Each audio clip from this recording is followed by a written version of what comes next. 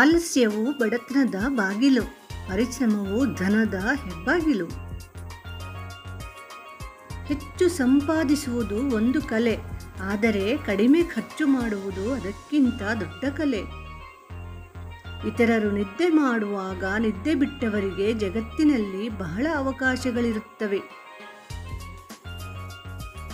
ನಮಸ್ಕಾರ ಸ್ನೇಹಿತರೆ, ಚಾನಲ್ಗೆ ಸ್ವಾಗತ. ಚಾನಲನ್ನು ಸಬ್ಸ್ಕ್ರೈಬ್ ಮಾಡಿಕೊಂಡು ವಿಡಿಯೋವನ್ನು ಪೂರ್ತಿ ನೋಡಿ, ಬೆಲ್ ಐಕಾನನ್ನು ಒತ್ತಿ.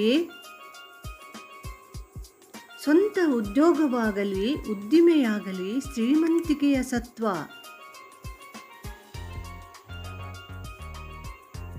ಬಡ್ಡಿ ಕೊಟ್ಟವನು ಬಡವನಾಗುತ್ತಾನೆ, ಬಡ್ಡಿ ಪಡೆದವನು ಶ್ರೀಮಂತನಾಗುತ್ತಾನೆ. ಸಮೃದ್ಧಿ ಹೊರಗೆ ಇದ್ದರೂ ಅದರ ಬುಡ ಮಾತ್ರ ಒಳಗೇ ಇರುತ್ತದೆ.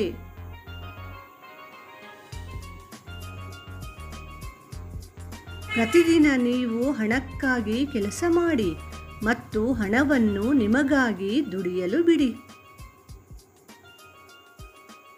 ಪದವಿ ಅಥವಾ ಚಾಣಾಕ್ಷತನ ಎರಡನ್ನೂ ಸರಿಯಾಗಿ ಉಪಯೋಗಿಸದಿದ್ದರೆ ಸಂಪತ್ತು ದೊರೆಯುವುದಿಲ್ಲ.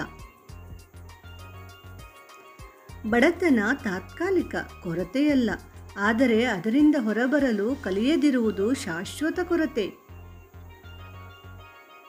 ಯಾವುದೇ ಹಣದ ಯೋಜನೆಯ ಯಶಸ್ಸು ಅದರ ಸರಿಯಾದ ಅನುಷ್ಠಾನದಲ್ಲಿದೆ. ನೀವು ಹೇಗೆ ಹಣ ಗಳಿಸುತ್ತೀರಿ ಎಂಬುದು ನಿಮ್ಮ ಸಂಪತ್ತನ್ನು ನಿರ್ಧರಿಸುತ್ತದೆ.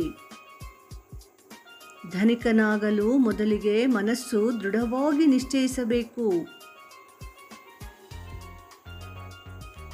ದೊಡ್ಡ ಹಣಕ್ಕಿಂತ ದೊಡ್ಡ ವಿಚಾರಗಳಿದ್ದಾಗ ಹಣ ಸಹಜವಾಗಿ ಬರುತ್ತದೆ.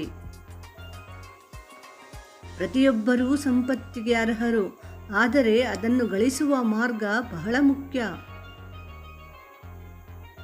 ಬುದ್ಧಿವಂತಿಕೆಯು ನಿಮ್ಮ ಆದಾಯ ಗಳಿಕೆಗಿಂತಲೂ ಹೆಚ್ಚಾಗಿ ನಿಮ್ಮ ಖರ್ಚಿನಲ್ಲಿ ಇರಲಿ.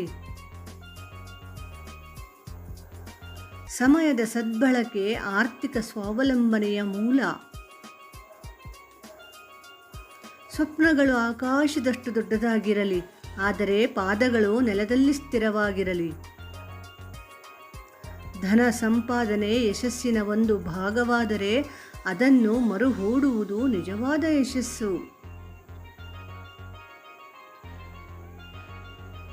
ಪ್ರತಿದಿನ ವಿದ್ಯೆಯ ಹಿಂದೆ ಓಡಿ.